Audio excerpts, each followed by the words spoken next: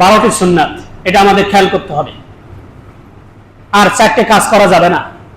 আমরা একটু খেয়াল করে শুনি, যেহেতু আগামীকাল আমাদের ঈদের দিন, আমরা ভুল করে অনেক সময় গুনাহের ভিতরে লিপ্ত হয়ে যাই, কুরবানি নষ্ট করে ফেলি, ঈদের দিনেও আমরা গুনাহ কামাই করে ফেলি।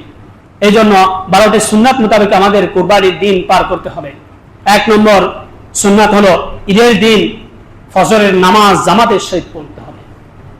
কিন্তু দেখা যায় ঈদের দিন ফজরের জামাতে এক কাতারে দেখা যায়। ব্যস্ততা, সারা রাত ব্যস্ততার কারণে পশু কিনা ক্রয় করছে ঈদের দিন, কিনা কাটা, এরপরে দেখা যায় পোশাক পরিচ্ছন্ন, সাজের সরঞ্জাম, এইগুলো কিনা কাটার জন্য, ব্যবসা বাণিজ্যের জন্য আমি সারা রাত জাগ্রত ছিলাম, আমি ফজরের নামাজ পড়তে পারি নাই। এরকম হয়ে গেল। আমি ঈদের দিন কাটানোর জন্য 9 দিন প্রস্তুতি নিয়েছি। ঈদের দিনে কুরবানি দেওয়া ওয়াজিব। ঈদের দিনে ফজরের নামাজ জামাতে পড়া, ফজরের নামাজ আদায় করা ফরজ। কুরবানি করা আল্লাহর রাসূলের মহব্বত, আদর্শ, ভালোবাসা। আর ফজরের জামাত শরীক হওয়া, নামাজ আদায় করা আল্লাহর ভালোবাসা। আল্লাহ দেখতে চান তোমার ভিতরে আমার মহব্বত কতটুকু। অথচ আমরা ঈদের দিন ফজরের নামাজ আদায় করি না, অথচ আমরা কুরবানি করব। এরপরে দেখা যায় ঈদের দিন কুরবানির পশু জবাই হয়ে গেছে, রক্ত ছিটিয়েছে, নামাজ, জোহরের নামাজ, এটা যেন নামাজই না। জোহরের নামাজ এটারে আমরা নামাজই মনে করি না। আমরা ব্যস্ততা, যে আমার শরীরে কুরবানির রক্ত লেগে গেছে, কুরবানির গোশত বন্টন করতে হবে, খুবই ব্যস্ততা, আমি নামাজে হাজির হতে পারি নাই।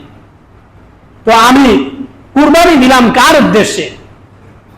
তাকওয়া, যে আমি ফরজ আল্লাহর হুকুম ছেড়ে দিয়ে আমি কুরবানির গোশত নিয়ে ব্যস্ত, আমি কুরবানির গোশত, কুরবানির রক্ত লেগে গেছে, এই রক্ত ধুইতে আমার কষ্ট, আমি জোহরের নামাজ পড়লাম না।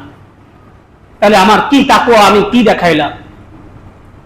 আমি ফরজ বাদ দিয়ে আমি কুরবানির ওয়াজিব নিয়ে আমি পড়ে থাকলাম, আল্লাহর হুকুম মানলাম না। এই জন্য ঈদের দিন ফজরের জামাতের সহিত নামাজ আদায় করা, জোহরের নামাজ ত্যাগ না করা, আসরের নামাজ ত্যাগ না করা। এরপরে খুব সকালে ঘুম থেকে ওঠা সুন্নাহ। 3 নম্বর মিসাক করা ঈদের দিন সুন্নাহ। 4 নম্বর ঈদের দিন সকালে গোসল করা।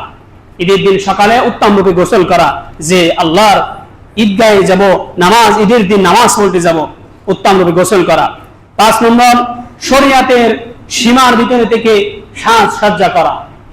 কিন্তু আমাদের দেখা যায় যে কুরবানির পশু ক্রয় করতে যেই টাকা না দেওয়া হয়, আমার ফ্যামিলির ভিতরে জামা কাপড়, মানে পোশাক পরিচ্ছন্ন, এইগুলো ক্রয় করতে কুরবানির পশুর টাকা থেকে ডবল খরচ হয়ে যায়। এই জন্য শরীয়তের সীমার ভিতরে থেকে সাজসজ্জা করতে হবে।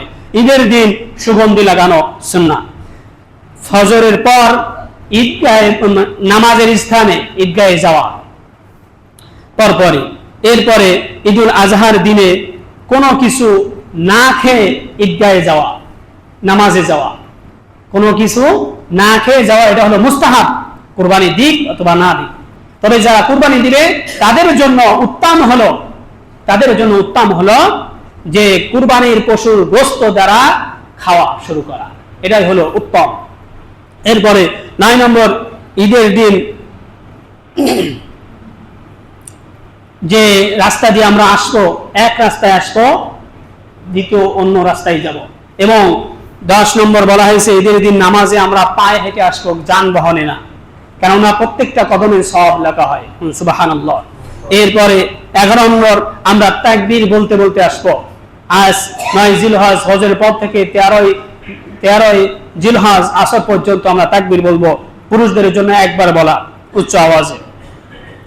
এরপরে আমরা সম্ভব হলে কুরবানির পশুটা একটু গোসল করে তাকে সাজসজ্জা করা, কুরবানির পশুটাকে সম্ভব হলে গোসল করা। এখন দেখা গেল যে গোসল করাইতে যে আমার নামাজ ছুটে গেল, এরকম না হয়।